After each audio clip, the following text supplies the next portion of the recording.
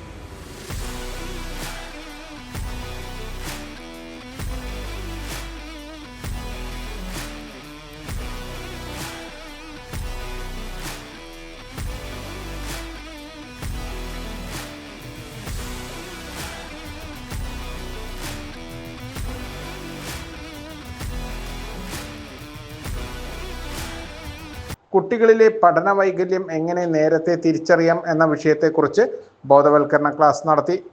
നമ്മുടെ തലച്ചോറിന്റെ മുന്നോട്ട് ഞാൻ ചിത്രങ്ങൾ കാണിച്ചത് ഓരോ ഏരിയയും പ്രത്യേക വിഭാഗം ചെയ്തിട്ടുണ്ട്. നമ്മുടെ ലാംഗ്വേജ് പ്രോസസ് ചെയ്യാൻ വേണ്ടി നമ്മുടെ ടെമ്പറൽ ലോബിലുള്ള പ്രത്യേക ഏരിയ, നമ്മുടെ പ്രീ ഫ്രോണ്ടൽ കോർട്ടെക്സ് എന്ന് പറയുന്ന നമ്മുടെ നെറ്റിയുടെ ഭാഗം, നെറ്റിയുടെ നേരെ ഓപ്പോസിറ്റ് കാണുന്ന ഒരു ഭാഗമാണ് നമ്മൾ തീരുമാനങ്ങൾ എടുക്കാനും എന്തെങ്കിലും പ്രോബ്ലം അത് സോൾവ് ചെയ്യാനൊക്കെ ഹെൽപ്പ് ചെയ്തത്. ഈ ഒരു ഏരിയ ഡെവലപ്പ് ചെയ്ത് വരണമെങ്കിൽ നമുക്ക് 10-23 വയസ്സാവും. അപ്പൊ അതുകൊണ്ട് തന്നെ നമ്മൾ കൊച്ചു കുഞ്ഞുങ്ങളായിട്ടുള്ള ആൾക്കാർ എന്തെങ്കിലും തെറ്റ് ചെയ്താൽ അവന് ചില കാര്യങ്ങൾ തീരുമാനം എടുക്കാൻ പറ്റാം. ഒരു കൂട്ടുകാരൻ പറഞ്ഞു നമുക്ക് 2 പോയിട്ട് അവന് കല്ലെറിയാം, അവന് ഞാനും പോവാം. അവനവിടെ അയ്യോ അത് മോശമാണ് തെറ്റാണ് എന്നുള്ള ചിന്ത അവിടെ തീരുമാനം എടുക്കാൻ കഴിവവനായിട്ടില്ല. അതാവണമെങ്കിൽ 23 വയസ്സാവും. എന്തുകൊണ്ടാണ് നമ്മുടെ ടീനേജിലെ കുട്ടികൾ വേഗം ഡ്രഗ്സിന് പുറകേക്ക് പോകുന്നത്? അല്ലെങ്കിൽ 18 വയസ്സായ കുട്ടികളെ വേഗം പോയി ആരെങ്കിലും കൂടെ അഫയർ ആയിട്ട് വേഗം പോയി മാരേജ് ചെയ്യുന്നത് കൊണ്ടാണ് അവിടെ അവർക്ക് ഈ ബ്രെയിനിന്റെ പ്രീ ഫ്രോണ്ടൽ കോർട്ടെക്സ് എന്ന് പറയുന്ന ഭാഗം പൂർണ്ണമായി ഡെവലപ്പ് ചെയ്തിട്ടില്ല. അവിടെ അവർക്ക് തീരുമാനമെടുക്കാൻ ഒരു കഴിവുമായിട്ടില്ല. എന്തുകൊണ്ട് വിവാഹപ്രായം 20-ന് ശേഷവും അല്ല 18-ന് ശേഷമൊക്കെ വെച്ചിരിക്കുന്നത്?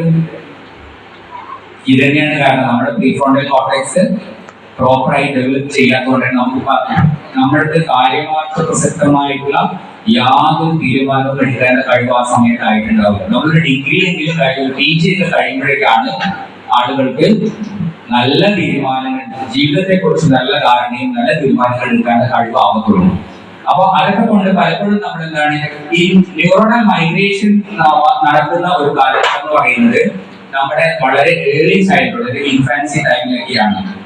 അപ്പൊ ആ സമയത്ത് നമ്മുടെ ഓരോ ന്യൂറോൺസും പ്രത്യേക ഫങ്ഷൻസ്, പ്രത്യേക പ്രവർത്തികൾ ചെയ്യുന്നതിന് വേണ്ടിയുള്ള ഏരിയയിലേക്ക് പോയി സെറ്റിൽ ആവുകയും പിന്നെ ആ പ്രവർത്തനത്തിലൂടെയാണ് പിന്നീട് നമുക്ക് ലാംഗ്വേജ് പ്രോസസ്സിങ്ങും കണക്കുകൂട്ടലും അങ്ങനെയൊക്കെ സാധ്യമാകുന്നത്. അപ്പൊ അതിലുണ്ടാവുന്ന ചില അപാകതകൾ പഠന പ്രശ്നങ്ങളിലേക്ക് കുട്ടികളെ എത്തിക്കുക. അതാണ് അപ്പൊ നമ്മൾ പെർസീവ് പാരന്റിംഗ് സ്റ്റൈൽ എന്നൊരു സൈക്കോളജി. പെർസീവ് പാരന്റിംഗ് സ്റ്റൈൽ എന്ന് പറഞ്ഞാൽ നമ്മുടെ അച്ഛനമ്മമാർ നമ്മൾ എങ്ങനെയാണോ വളർത്തിയത് അത് കണ്ടിട്ടാണ് നമ്മൾ പാരന്റിങ്ങിന്റെ ഒരു കാലപാഠം നമ്മൾ പഠിക്കുന്നത്. അതേപോലെ തന്നെ നമ്മൾ ചിലപ്പോൾ മിമിക് ചെയ്യാൻ നോക്കും. അച്ഛൻ നമ്മളെ അടിച്ചു വളർത്തിയിരുന്നെങ്കിൽ നമ്മുടെ കുട്ടികൾക്ക് 2 അടി കൊടുത്തിട്ടൊക്കെ വളർത്തണം, ഇവർ അടിച്ചാലേ ശരിയാവും എന്നുള്ള ഒരു കോൺസെപ്റ്റ് നമ്മുടെ മനസ്സിലുണ്ടാവും.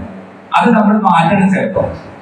കാരണം നമ്മളെ പോലെയുള്ള ആൾക്കാരായിരിക്കില്ല നമ്മുടെ കുഞ്ഞുങ്ങൾ വ്യത്യസ്തരാണ്. അങ്ങനെ കഴിച്ചപ്പോഴാണ് പറഞ്ഞാൽ നിങ്ങളുടെ കൂടെ വന്നു എന്നത് മാത്രമേ ഉള്ളൂ. അവര് നിങ്ങളുടെ ചിന്തകളോ നിങ്ങളുടെ ആ ഒരു ആശയങ്ങളൊന്നും അവരെ അടിച്ചേൽപ്പിക്കാൻ പാടില്ല. ചെയ്യുന്നത് അവര് വ്യത്യസ്തരാണ്, അവര് വ്യത്യസ്തമായ രീതിയിലായിരിക്കും വളർന്നു. അപ്പൊ അവർക്ക് അടികൊടുക്കേണ്ട ആവശ്യമൊന്നും ഉണ്ടാവില്ല. ചിലപ്പോൾ അവരെ കൂടെ ഇരുത്തി നല്ല സ്നേഹത്തിന്റെ ഭാഷയിൽ മോൻ അതെന്താ ചെയ്തത്, അങ്ങനെയല്ല അങ്ങനെയല്ല ചെയ്യും, കുഴപ്പമില്ല ചെയ്യും, അങ്ങനെയാണ് ചെയ്തത് ഇങ്ങനെയാണ് ചെയ്തത് എന്നൊക്കെ നമ്മൾ അവരെ നല്ല സ്നേഹത്തിന്റെ ഭാഷയിൽ പറഞ്ഞ് മനസ്സിലാക്കിയാൽ അവരത് സുഖമായിട്ട് സംസാരിക്കും. അതേസമയം നമ്മുടെ കൺട്രോൾ കഴിഞ്ഞ് പോയിട്ടില്ല.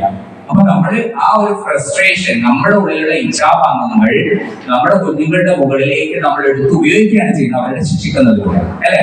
അത് ചെയ്യാൻ പാടില്ല. അത് ചെയ്യുന്നത് കൊണ്ട് അവർക്ക് ഉള്ളിൽ ഒരുപാട് ട്രോമ ഉണ്ടാവും. ഈ ട്രോമ കാരണമാണ് കുട്ടികൾ പിന്നീട് പഠനത്തിൽ നിന്ന് മൊത്തമായും അവർ പഠനത്തോട് തന്നെ വിരോധം തോന്നുന്ന ഒരവസ്ഥയിലേക്ക് പോകുന്ന ഒരുപാട് കുട്ടികളെ നമ്മുടെ മുന്നിൽ കൊണ്ടുവരാറുണ്ട്. കാരണം അച്ഛനമ്മമാർ ഏൽപ്പിച്ച ട്രോമ കാരണം ഡിപ്രഷനും ആങ്സൈറ്റിയും അതുപോലെ തന്നെ സ്കിസോഫ്രീനിയ. ACV news Kozhikode.